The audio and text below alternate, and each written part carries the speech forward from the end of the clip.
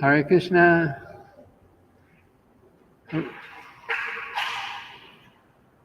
Okay, Hare Krishna.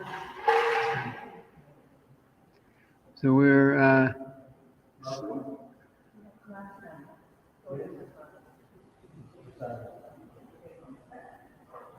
And you're invited to participate in your class of devotee etiquette Vaisnava. You may stay.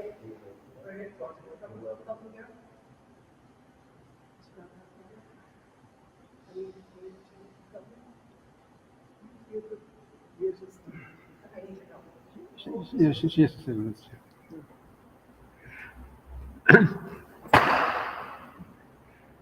Okay, so this is the third week now for the Vaishnava etiquette course, third of eight weeks. I didn't bring my manuals in.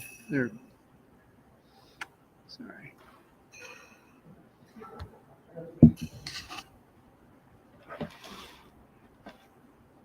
I don't think I'll chant. Yeah. Okay. Well, Jairam, if you want to look at a manual, I didn't bring the others from the Pujari room. What do I do? Just hold, if you want to follow along. Okay. So we're like I said, this is the third week for the Vaishnava etiquette course. We'll go on for 8 weeks total. Today we're doing on Thursday because there was another program yesterday, but generally it'll be on every Wednesday at 7 o'clock. So today it'll be page 17 in there. Let me start with. The topic today starts off with the subject of handling sacred items. Did you say 17. 17. Yeah. Other forms of etiquette, handling sacred items. Okay? So, books, beads, cartels, etc., should not be kept on the floor or in unclean places and should be respected as worshipable paraphernalia. 2. One should not touch one's feet to anything sacred or use one's feet to do what could be done with the hands. That means even if you're, although a toilet is not sacred, but if you want to flush a toilet and you try to use your foot because you don't want to touch with your hands, it's better to use the hands than wash the hands. Like that, for example. Number 3, if a sacred object falls to the ground or one's foot touches it, one should quickly pick it up and touch it to one's head. Srila Prabhupada actually tells how when he was a child, because he grew up in a devotee family, Srila Prabhupada. So he said that if ever he when they're eating in the home, if he would drop some prasadam on the floor, his mother would tell him, pick it up and hold it to your head. This is not different from Krishna. So as a child, he was being taught this. So same principle here. Sometimes things happen. Sometimes we accidentally touch something with our feet, and we shouldn't. But at least if we counteract the offense by either picking it up if it's something that can be picked up, or at least touching it and doing this to our head, and we are in that way we are being relieved of the offense. One should not step over books, devotees, prasadam, flowers that have been offered to the Lord, or over any sacred items. So, for example, if someone's maybe sitting on the floor, floor culture here for the most part. We're sitting on the floor, and maybe you have your Srimad Bhagavatam with you, and you're using a book stand, which is fine. But the book's on the floor, that's okay, but you should not step over it in any case, like that.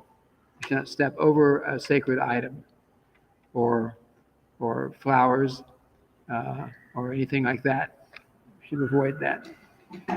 And all these different um, rules and regulations are all meant to help us to remember our position relationship to Lord Krishna, that that Krishna is God, and we are just as tiny servants. Um, it's like I think I mentioned, I don't know, was it last week in the class or in the Srimad Bhagavatam class we did in the morning, but Srila Prabhupada had one time he had given several times actually. He gave many instructions on in the kitchen and what should be done there, and you shouldn't, and especially in the temple kitchen, you shouldn't like go into the sink and wash your mouth or wash your plates you've been eating with, and those kind of things. He gave many different instructions he gave, and then he says these are simple instructions, and if when we need to follow them, otherwise, how can we show Krishna that we want to learn to love him? So the rules are there not only for us to help us remember Krishna, but also it's a way of expressing that Krishna, I want to love you, I want to learn to love you. Love Krishna is a very elevated position, but we want to learn to love Krishna, and we are expressing that desire to want to love Krishna by our willingness to follow the rules, like that. So that's what's being discussed here. Um, all sacred articles should be kept in a neat, clean place and handled with care. They should not be tossed about carelessly. I'm sure they should not be tossed about, but be carefully handed from one person to another. Um, just like well, I guess we're doing it here. Like we have the mridangas are sitting on top of a mat. Even better than that is an actual mridanga holder, because we also sit and stand on those mats. But it's an attempt. Um, Same idea of the card towels. We don't leave them on the floor. We leave them up on a table, because these items that have been offered, or that are used in Krishna service, are on the absolute platform. They're non-different from Krishna. Krishna and Krishna's paraphrase.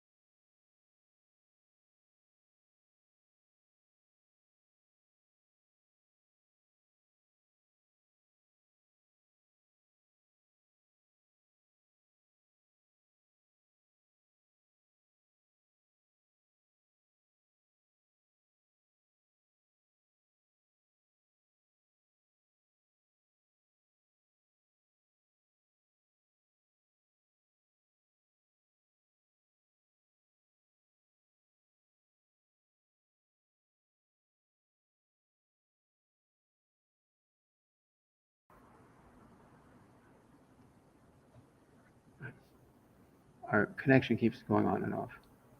Our connection keeps going on and off. I think it's on again right now.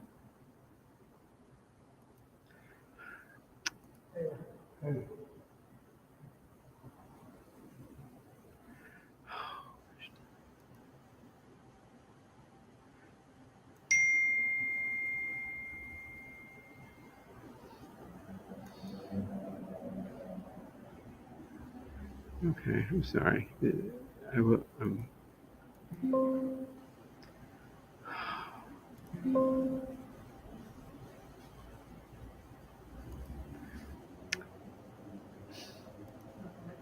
Well, connection's back, but I lost my PowerPoint.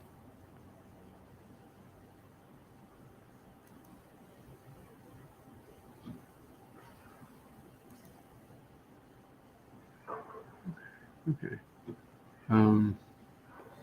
Give me a second here.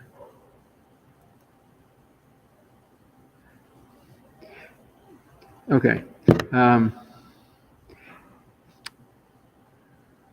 Number, Srila Prabhupada specifically mentioned that too. The spiritual master is present in his picture, and so we should be very careful about the pictures of the spiritual master, not to throw them here and there.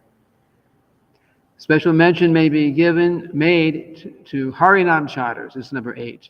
Since the holy name is printed on cloth, it is a sacred object and should not be touched to the floor. It also should not be worn on the lower part of the body. So, lower part of the body is considered dirty for obvious reasons. So items like, in this case, the Harinam Chatter, which is Krishna's names, we don't want to wear it around our waist, like that. Or anything else that is sacred, we should not be worn on the lower part.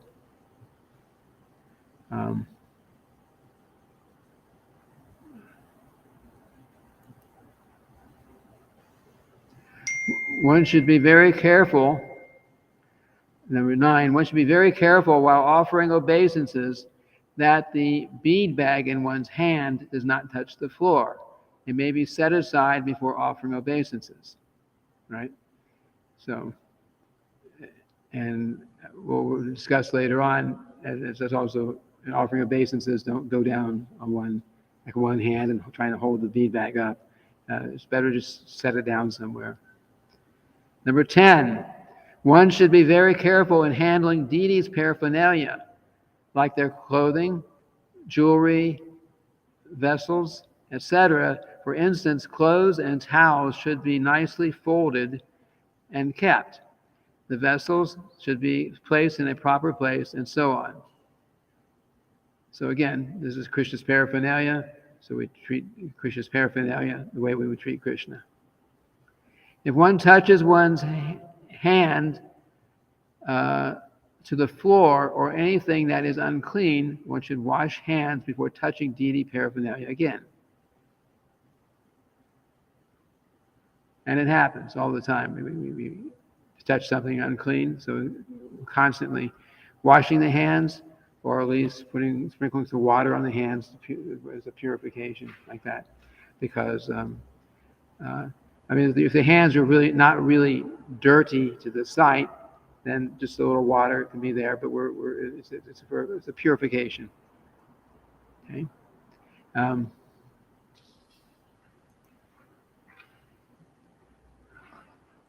Krishna handling sacred items. Krishna is non-different than his paraphernalia, and treating Krishna's paraphernalia badly means to treat Krishna badly. True bhakti will then not appear in our hearts. We have to be conscious at all times that all these different items are not ordinary items, but they are to be used in Krishna's service and are therefore worshipable. So the same thing we've mentioned a few times just now. These items that are used in Krishna's service are not different from him. They're worshipable. And we should be very careful how we deal with them. Okay, moving on to personal habits. One who is serious about spiritual life should rise early in the morning, preferably before the Brahma Muhurta hour, i.e., 1.5 hours before sunrise.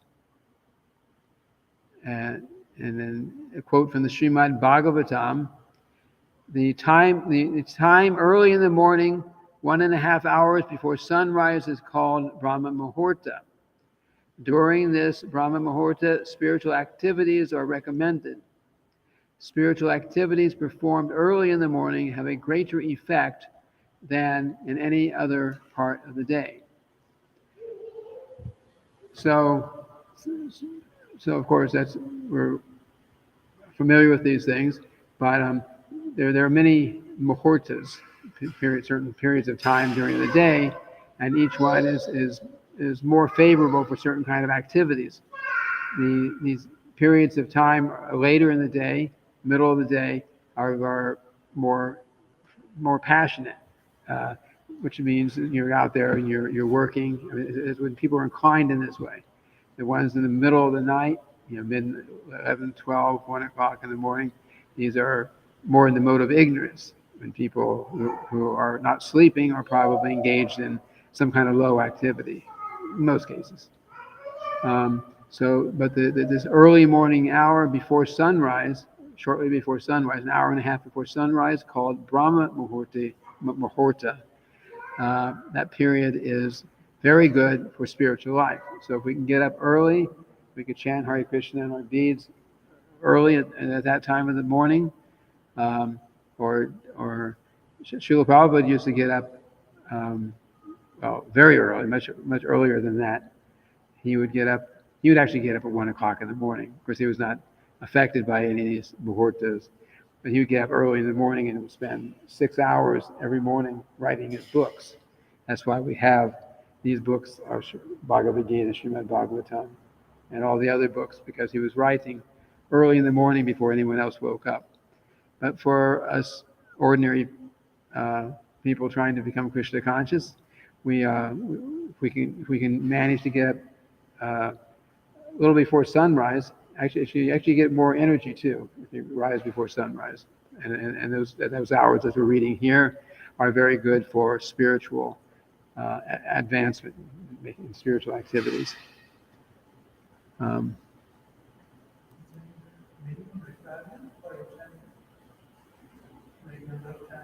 We are okay. Actually, we'll have questions at the end. Can you stay to the end? Okay, that'll make it easier.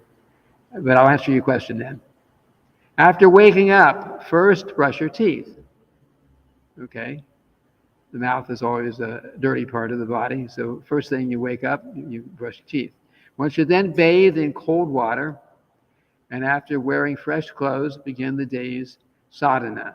Sadhana means devotional practices, which includes chanting Hare Krishna on our beads, and at the temple we have our Mangala Arati, which is at 4:30 in the morning, and we have our and others. And if you're here and you're not engaged in deity service, you can spend time chanting Hare Krishna in the morning early at that time, right after Mangala Arati, and so on. Tulasi Puja, that's also in the morning. This is all part of the sadhana, it's referred to here. Sadhana means short for sadhana bhakti, or the practice of devotional service. We are not on the level that we can engage 100% in perfect, pure devotional service, but we engage in basically the same activities, but we're practicing, and that practice is what we do. By that practice, we get purified, and gradually we will come to the platform of pure devotional service. Bath, number 4.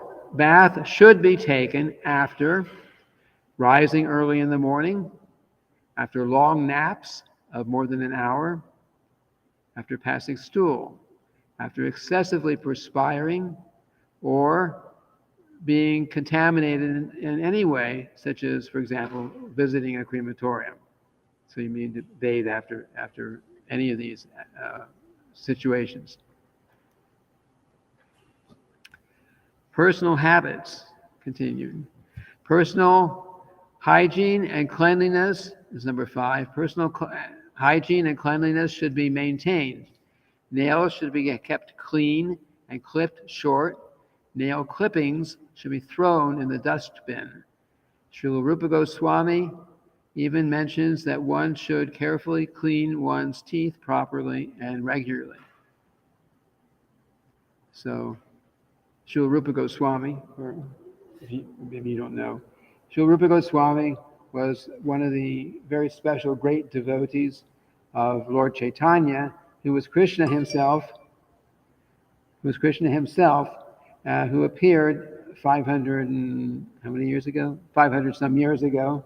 So he was a very important personality, Srila Rupa Goswami was, and he wrote many very important books that we have today, and we well, like for example, he wrote the one called the Bhakti Rasamrita Sindhu, which is all about devotional service, and the summary study of that we have from our spiritual master called the Nectar of Devotion. That's another top, very nice book. So anyway, he was also recommending this point of cleanliness. 6, hands and legs should be washed after passing water, and hands should be washed properly with soap and water after passing stool. Brahmana initiates should wrap their sacred threads around their right ear while using the toilet. That's to protect the our ability to our ability to properly hear the mantra. Of course, women don't have sacred threads, so that doesn't apply. But that's for the men who have second initiation, Brahman initiation. That is required. 7, only the right hand should be used for eating, chanting on the beads, offering something, and accepting something, etc. So this was a hard one for me when I joined the movement, getting used to that, because you're accustomed to using both hands for everything. I didn't eat with my left hand because I'm right-handed, but offering something to Krishna or to someone, or just like we bring the flower around after it's been offered to Krishna, should be brought around and offered with the right hand, not the left hand, or the ghee lamp, or a flower garland if we're giving a flower garland or something